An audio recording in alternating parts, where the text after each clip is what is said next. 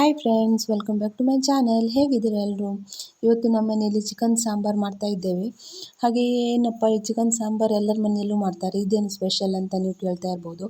ಹಾಗೆ ಇವತ್ತು ಮಾಡಿರುವಂಥ ಚಿಕನ್ ಸಾಂಬಾರಿಗೆ ನಾವು ಹಿಂದಿನ ಕಾಲದಲ್ಲೆಲ್ಲ ಯಾವ ರೀತಿ ಚಿಕನ್ ಸಾಂಬಾರಿಗೆ ಒಗ್ಗರಣೆ ಹಾಕ್ತಾರೆ ನೋಡಿ ಕಲ್ಲಿನಿಂದ, ಆ ರೀತಿ ಒಗ್ಗರಣೆ ಹಾಕಿ ಚಿಕನ್ ಸಾಂಬಾರನ್ನು ಮಾಡ್ತಾ ಇದ್ದೇವೆ ನಾವು ಇವತ್ತು.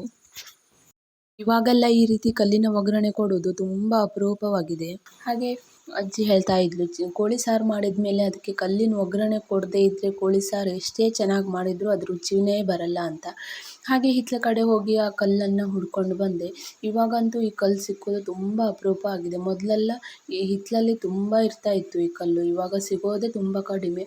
ಹಾಗೆ ಎಷ್ಟೋ ಹುಡುಕಿದ ನಂತರ ಒಂದು ಕಲ್ಲು ಸಿಕ್ಕಿತು. ಕಲ್ಲನ್ನು ಚೆನ್ನಾಗಿ ತೊಳೆದು ಗೆಂಡದಲ್ಲಿ ಅದನ್ನು ಹೂತಿಡಬೇಕು.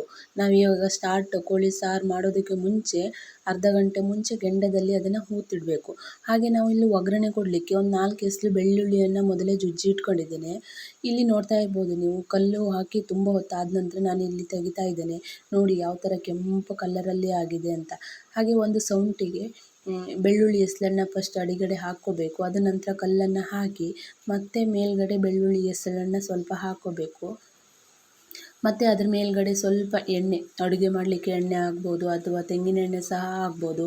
ಎಣ್ಣೆ ಸ್ವಲ್ಪ ಹಾಕಬೇಕು ಮತ್ತು ಸ್ವಲ್ಪ ನೀರನ್ನು ಹಾಕ್ಕೋಬೇಕು. ಅದ್ರ ಮೇಲೆ ಸ್ವಲ್ಪ ನೀರನ್ನು ಹಾಕಿ ಕೋಳಿ ಸಾಂಬಾರಿಗೆ ಒಗ್ಗರಣೆ ಕೊಟ್ಟಿದ್ದರೆ ಆಯಿತು, ಕಲ್ಲಿನ ಒಗ್ಗರಣೆ ರೆಡಿ. ಈ ಥರ ಒಗ್ಗರಣೆ ಕೊಟ್ಟಿದ್ರೆ ಎಷ್ಟು ಸಾರು ಟೇಸ್ಟ್ ಇರುತ್ತೆ ಅಂದರೆ, ನೀವು ಸಹ ಒಮ್ಮೆ ಈ ಕಲ್ಲೆಲ್ಲಾದರೂ ಸಿಕ್ಕಿದರೆ ಟೇಸ್ಟ್ ಮಾಡಿ ನೋಡ್ಬೋದು, ತುಂಬ ಚೆನ್ನಾಗಿರುತ್ತೆ.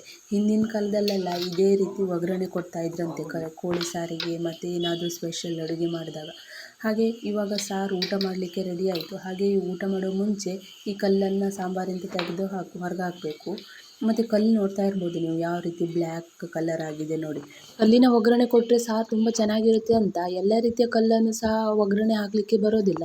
ಕಲ್ಲು ಒಗ್ಗರಣೆ ಕೊಡುವಾಗಲೇ ಪುಡಿ ಪುಡಿ ಆಗಿ ಹೋಗುತ್ತದೆ, ಅದು ಸಾರಲ್ಲೆಲ್ಲ ಕಲ್ಲಿನ ಪೀಸ್ ಸಿಗ್ತದೆ. ಹಾಗೆ ಎಲ್ಲ ಕಲ್ಲು ಸಹ ಯೂಸ್ ಮಾಡಲಿಕ್ಕೆ ಸಾಧ್ಯ ಇಲ್ಲ.